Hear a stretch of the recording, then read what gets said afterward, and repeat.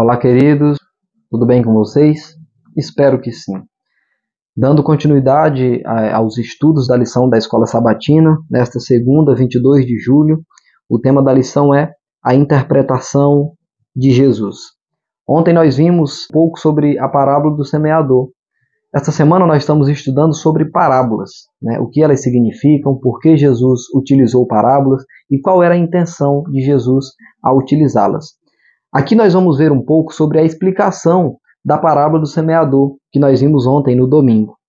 Jesus ele não explicou a parábola logo ao terminá-la. Nós vemos ali no livro de Marcos que quando Jesus terminou a parábola, logo de início ele não explicou, ele não deu ali explicações sobre ela.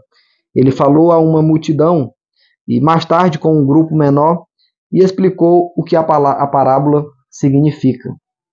Jesus ele interpretou a parábola identificando os itens externos da história. Ele deu ali exemplo, Ele usou ali o terreno do caminho, o terreno rochoso, o terreno dos espinhos e finalmente o terreno bom.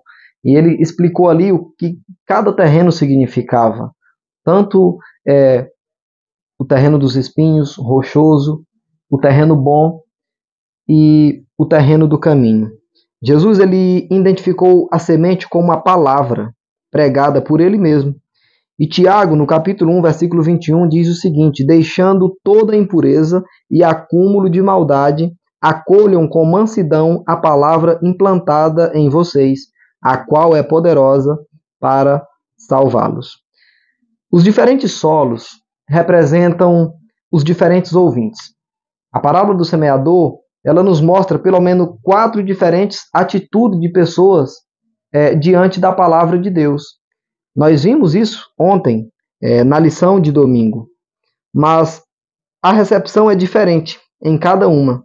O solo à beira do caminho é duro e os pássaros levam a semente, ou seja, Satanás tira a verdade do coração. O solo rochoso tem pouca profundidade, o que sugere pessoas que têm compromissos superficiais e não calculam o custo do discipulado. O solo cheio de espinhos sufoca a semente nele plantada, o que representa as preocupações da vida e as riquezas que sufocam a palavra. Mas a boa terra representa os ouvintes, a palavra e a recebem, os quais crescem e produzem uma colheita abundante.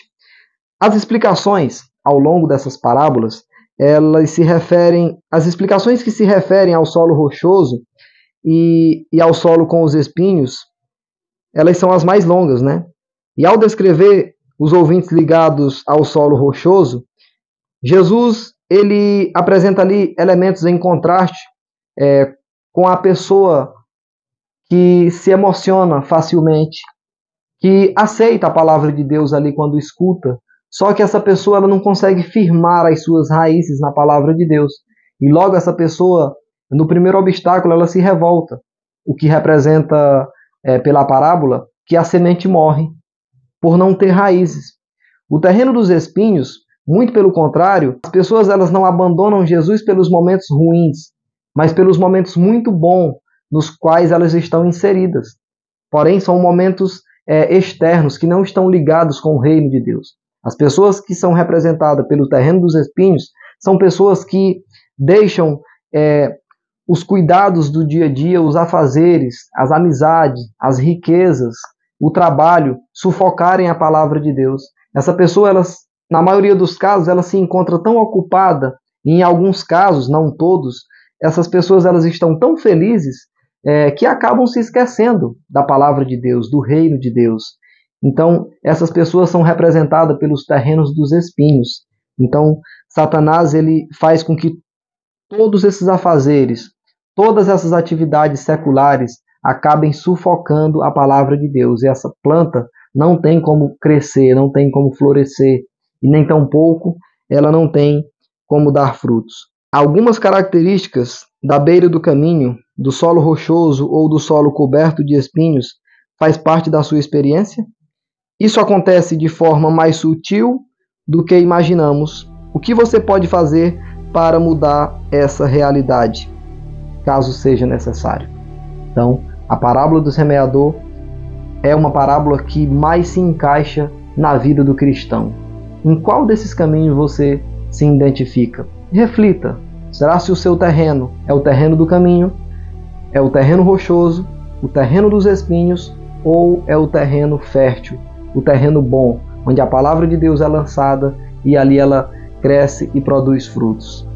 Reflitam. Essa é a lição desta segunda. Que Deus em Cristo Jesus nos abençoe. Eu convido você a compartilhar esse vídeo com seus amigos, com seus familiares, e nesse momento feche seus olhos para nós falarmos com o nosso Deus.